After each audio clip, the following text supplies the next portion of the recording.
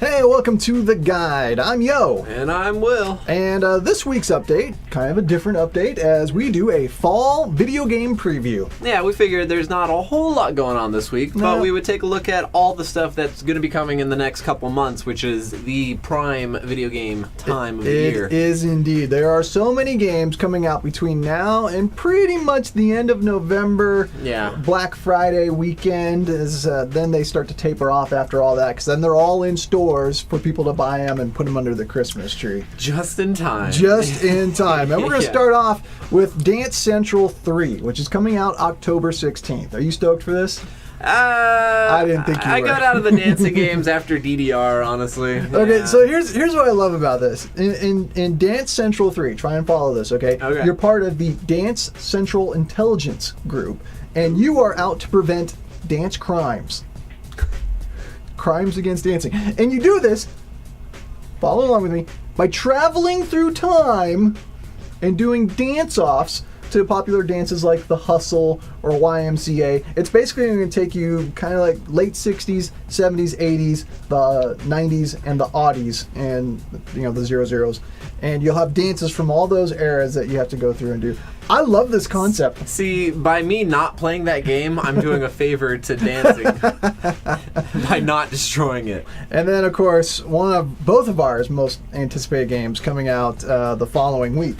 Oh, yes, Forza Horizon. Can't wait for that game. See, I'm excited because it's going to be a lot of the same great physics and things that Forza 4 is bringing to us, but it's going to have a lot more diversity with levels. You're going to have like the free roam of the Colorado highways to mess with, the rally racing. It's going to be amazing. Yeah, off-road racing, night racing. Yes. 2 new elements to the Forza world, but all with real-world Forza physics. It's just going to be epic. I mean, I cannot wait for this racing game. And actually, this has been a great year for racing games, which is weird at the end of a console's life, because normally racing games are there at the beginning to demonstrate the new technology and take advantage, and it's harder to do that at the end of a console life. But we got Forza Horizon on the 23rd, and then the following week, it's Need for Speed Most Wanted. Oh, right, yeah. I can't wait for that. I mean, it's basically the spiritual successor to Burnout Paradise, one of the greatest racing games of all time, especially for an open world setting.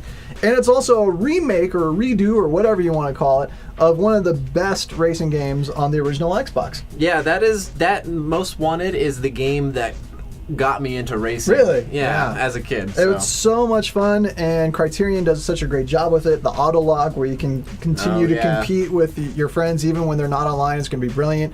And one of the cool things about this one, all the cars are unlocked from the very beginning. If you can find the car, you can drive it, which I think could be a paradigm shift in how racing games work if it's successful. Definitely, yeah. It's really going to bring some new elements to the table of the racing games. Yeah, I'm stoked for that one on October 30th. But that's not even the biggest release on October 30th. Yeah, also that day, Assassin's Creed 3 is coming out. Oh, man. Which just looks phenomenal, I've got to say, with the whole Civil War spin on it that they're doing this time, and the first Assassin's Creed to feature a multiplayer setting called Wolfpack. Oh, yeah. Where you can play through with up to 4 people. That could be really cool. Yes. And it also has naval battles, which, quite frankly, I'm stoked about. But the game looks like the open worldness of Red Dead Redemption. Yeah. Combined with the Assassin's Creed universe, combined with a Revolutionary War setting. I'm blown away. Like, I'm so stoked for this game. I can't wait. All the previews I've seen have just looked unbelievable. Phenomenal. Yeah. They look cinematic. They look like it's going to be an epic adventure. Probably one of my most hotly anticipated titles of the year. I mean, it's going to be amazing. October 30th cannot get here fast enough. I know. But then following that, November 11th, there's a couple great things coming out. Yeah, November 11th, another cool RPG coming out, Paper Mario Sticker Star. I'm a huge fan of the Paper Mario games. Me and my wife love playing those. Now, this one's going to be on the 3DS. It's going to be the first handheld version of the game. But it's got a cool new kind of concept to it with the stickers that provide power-ups, help you get through levels, solve puzzles. It's all going to focus around the stickers. And from what I've seen, I think it's going to be a great addition to the traditional Paper Mario gameplay. Yeah. Plus, the addition of the 3D effect on the 3DS could be really cool. It could be one of the reasons why I might turn it on when I'm using my 3DS. So I'm just stoked about that. See, while you're trying to figure out how to use your 3DS again, I'm going to be thoroughly occupied with Halo 4, which comes out a little right before that. Right. It's going to be, with November Microsoft 6th, right? Yeah, November 6th, Microsoft and 343 Industries taking an entirely new spin on the Halo games with new weapons, new characters, even a Halo comic series that you can unlock as you progress through the game. I'm super excited about that. What are some of your impressions from what they revealed about the multiplayer, or how it has a little bit of kind of like the Call of Duty-esque experience point leveling up, loadout types stuff to the multiplayer? I think it's going to do a lot to open up the game to more players, because I think Halo's always been kind of a niche market, but this is going to get a little more generalization, so if you are a Call of Duty player or a Battlefield player, you might be more apt to play and enjoy Halo 4, whereas the previous Halos have been a little bit more closed market. And then, of course, a week after that, speaking of Call of Duty, Black Ops 2 will be coming out a week after Halo releases, and everyone's like, wow, Halo seems a lot like Call of Duty. They'll actually be able to play the next Call of Duty. And, personally, I was off the Call of Duty bandwagon. I didn't want to have anything more to do with Call of Duty after Modern Warfare 3. I figured I'd seen it all, I played it all, it's all the same anyway. It was getting stale. It was getting stale. What they're doing with Black Ops 2 has me interested again. Near future setting, cool new gadgets, non-linear gameplay, finally, thank you. The intriguing Pick 10 concept for your loadouts, where you really can customize it to the way you play in every facet.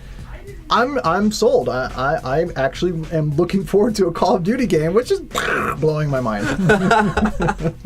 I've always been a fan of the Call of Duty, the Modern Warfares, and I think this is really going to capitalize on those and bring together the features they've been lacking in the past. Yeah, I think you're absolutely right. And then just shortly after that, another game I'm really looking forward to, Disney Epic Mickey 2, The Power of Two. Now, the first one, I thought it was a solid game, but it was lacking in some elements, and I think the sequel is going to do what a lot of good sequels do, deliver on the promise and potential of the first game, plus it's coming out on every console possible, and it's going to be kind of hard to pick, because the motion controls were such an integral part of the first game. So I kind of want those, so I don't know if I want to do it on the Xbox 360, even though the graphics will look better, but then you have it on the Wii U. Exactly, yeah. Interesting possibilities there. This is one of the few games that's come up where I'm scratching my head. Which console this is a tough choice. So it's going to be interesting to see how that does on all the various consoles.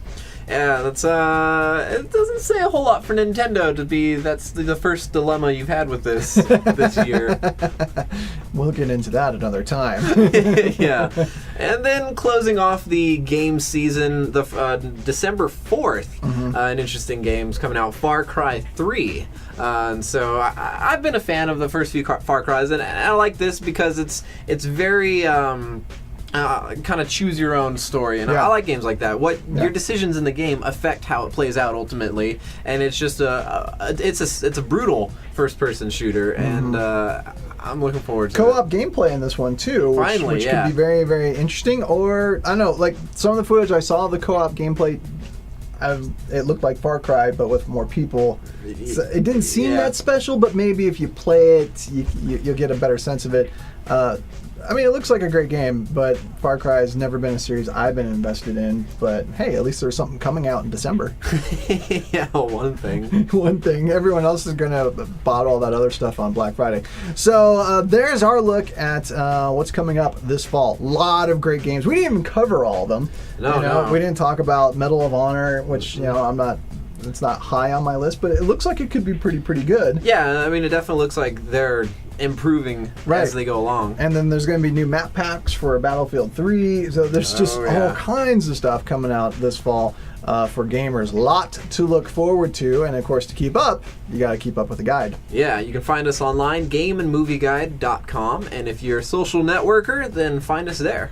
Yeah, you can find us on Facebook, facebook.com/Game and Movie Guide. Be sure to leave some comments. What's your most anticipated game of the year? What are you looking forward to playing? We would be curious to know. We would be very curious to know. And so be sure to do that. Again, facebook.com/Game and Movie Guide. And until next week, make sure you save your pennies and nickels, kids, because there's a lot to purchase this fall. This list is getting long.